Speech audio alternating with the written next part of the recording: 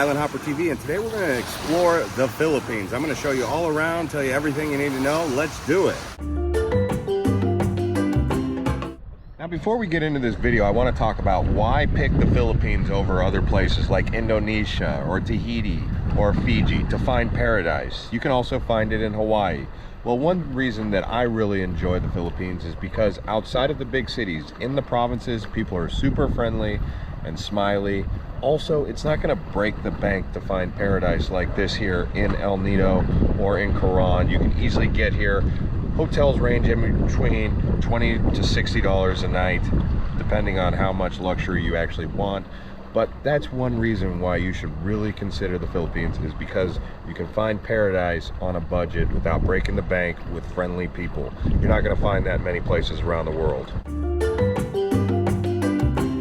So let's talk about money here in the Philippines. So they use the Philippine peso, but the key here to know is that they use Gcash. And guess who can't sign up for Gcash? You foreigners, the people who are watching this. So your best friend is going to be regular cash.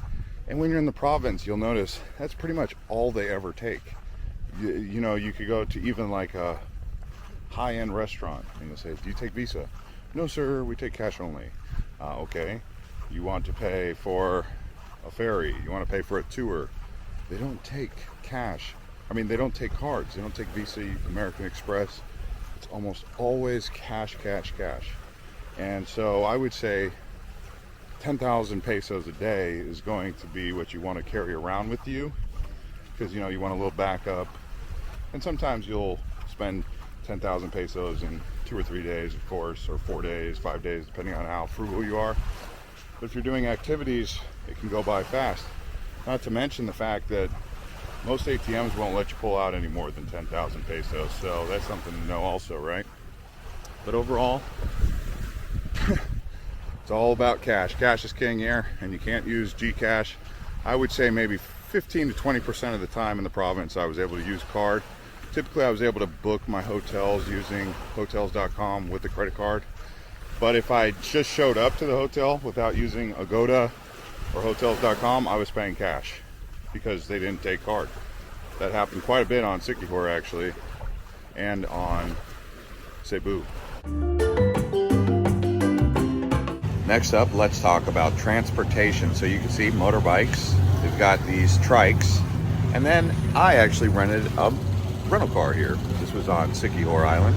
There's another example of a transportation you have here. These little mini buses. You can see one right over here. 4-wheel drive speed, very small. And gas over here, they go by the liters, not by the gallons. For those of you coming from the United States, that might be a little bit different. Overall, I would say getting around the islands, taking a ferry is probably my preferred method, although those tend to be slow and delayed. But also at the airports, they're slow and delayed and very crowded. Probably the best airports in Philippines right now are Angeles City, Clark, or down in Cebu. Manila is a good airport for international stuff, but when it comes to domestic, it's very difficult getting around the islands because it's so crowded, it's so busy. The domestic stuff is just very difficult, especially if you're flying on AirAsia. Now let's talk about the best places to go in the Philippines, because this is something you're going to really want to know. So here's my list of the places to add to your list to look. So you have, obviously, number one is Palawan. Then you have Cebu. I would say Cebu kind of has it all if you want one island that really delivers. They got beaches in the north. They've got whale sharks in the south in Oslab. They've got beautiful views. They've got a nice channel that's in between Negros and Cebu. Also to the other side of the island is going to be Bohol. So you're kind of in central Visayas right there in Cebu. They've also got the big city of Cebu City. So add Cebu to the list of places you'll want to check out. We've also got Sumalin Island nearby. And then coming over here to Bohol, I would say, because you're already going to be in Cebu, coming down to Panglao, which is where I'm at right now. This is Dumaluan Beach. But you guys already know about Palawan, so I'm not going to really harp on that. And then you have places like Boracay. Now, Boracay is very famous because it's a tourist hub. Getting there, they have an airport. That's really two airports. You could probably arrive in Kalibo if you wanted to, or depart from Kalibo, but it's about an hour to an hour and a half bus ride. And then you have places like Surigao del Sur. You also have the far north of Philippines called Batanes. Batanes, they call that the happy people or the honest people, because basically everything's on the honor system up there. And then you have places around Mindanao like Davao City, or you have Samal Island, which is a garden island. And then Siquijor. I went to Siquijor. I really enjoyed Siquijor. That's kind of an off the beaten path island. They have Camiguin, which is nearby here. They have Leyte, another area with beautiful beaches and oceanside. And if you really wanted to hang out on Luzon, you're going to have a lot of volcanoes actually over there. Tall volcano, which is right next to Manila.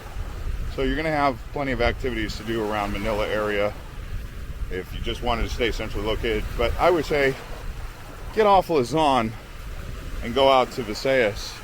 They actually speak a different language we'll talk about now. Yeah, so in the Philippines, they speak Tagalog. That's the mother tongue. They also speak the universal tongue, which is English. Although, in a lot of the province, you'll notice most people actually only speak the mother tongue. But when you're in Visayas, which is Cebu, Bohol, Negros, this area down here, they're called Visayan. That's a language. Totally different than Tagalog. It's not really similar. So keep that in mind. But there's a lot of different languages actually spoken. Even in the south, in Mindanao, they speak Castilla, which is a whole nother form. It's like a mix between Spanish and the local tongue. So Tagalog may be the local language, considered the mother tongue, but once you get out here to Visayas and Mindanao, you'll notice they're speaking a different language. So good luck with that. English you can get by with. And now for some interesting facts about the Philippines. There's around 7,641 islands. Some of them haven't even been named. That's how many there are in the entire Filipino archipelago area here. Also, Ferdinand Magellan was killed in Cebu by Lapu-Lapu. A lot of people know about Ferdinand Magellan, but they might not know where he was killed. Well, it was in Cebu, nearby the airport actually. Another interesting fact is many of these islands here in the Philippines have active volcanoes. Mayon volcano, Pinatubo, Tall volcano. So lots of different volcanoes. Even in Mindanao they have Apo, which you could say is also active. Then there's around 120 to 160 different languages spoken here. Commonly you'll hear Tagalog, English, or if you go into Cebu area around Bohol, you'll hear Visaya language. So many different dialects coming from the Philippines. Wow, we got some Palawan shrimp. Look at that. That looks great. Pancit here. Wow, look at this pork belly. Here we have some ceviche, sashimi. Thank you, ma'am. And pancit canton right here on the bay in El Nido. So we got Filipino barbecue. You could see lots of different shellfish here. Here at Nakpon Beach, they don't have any lechon, but they do have grilled pork. Pork barbecue. Pancit. And here you can see I got the famous sweet Jollibee spaghetti with chicken. This is the spicy chicken. They also have burgers and fries, but yeah, Jollibee's got a variety of foods. This is for breakfast. And the best months to come to the Philippines are going to be November until May. But if you want the absolute best month, they say it's April. So you can see here, I am in El Nido during the month of, what is it, September. And it's a bit typhoon season and the water is a bit choppy, but hey, that's just the best time to come if you wanted the best time to avoid the typhoons and the rain, but you can still come anytime. It's still a great experience. So let's talk about paradise found here in the Philippines. So many people go to Tahiti, they'll go to Fiji, they'll go to the Cook Islands, they'll go to many different islands in the Pacific or even the Caribbean. They're seeking paradise. But here in the Philippines, you can find it on many different islands. This one here is Palawan in Coron Island. And they have a bunch of different lagoons just like this. I've been to several of these lagoons today, and this isn't even all of them. If I go a little bit further south to El Nido, and guess what? Hotels here are anywhere between 50 to 150 a night. You're not going to get those prices in Fiji, Tahiti, or the Maldives, right? So that's one of the benefits of traveling in Philippines, is paradise for those on a budget.